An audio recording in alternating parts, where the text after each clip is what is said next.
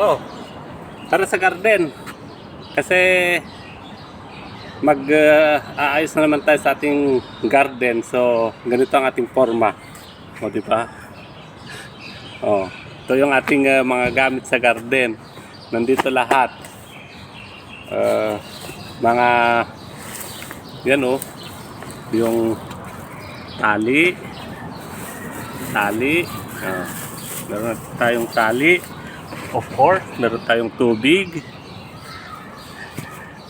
Meron tayong cutter, meron tayong gunting, meron tayong mga gloves, meron tayong mga seeds.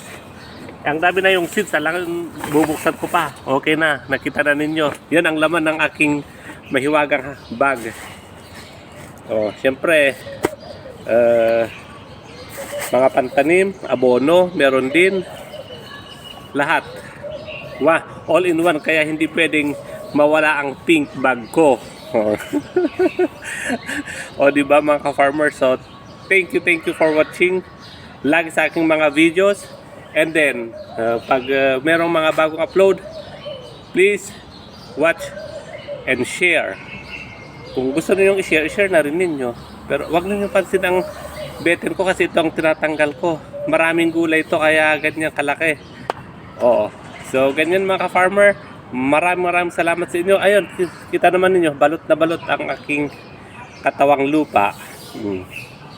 So, thank you for watching and see you sa mga susunod na video, yung mga update natin sa mga gulay. See you again. Bye-bye. Wag palang kalimutang mag-subscribe sa aking YouTube channel.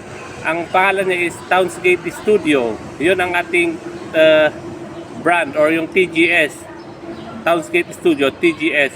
Sa ating Facebook, TGS Farmer Abroad. Yung TGS is Townsgate Studio, TGS Farmer Abroad. Kaya nagkaroon ng TGS Farmer Abroad. So, pinagsama ko yung pangalan ko sa YouTube at saka yung Farmer Abroad na sa Facebook ko. So thank you. Huwag kalimutang mag-subscribe. Meron tayong mga upload doon na mga konti-konti. So see you again mga ka-farmer. Thank you.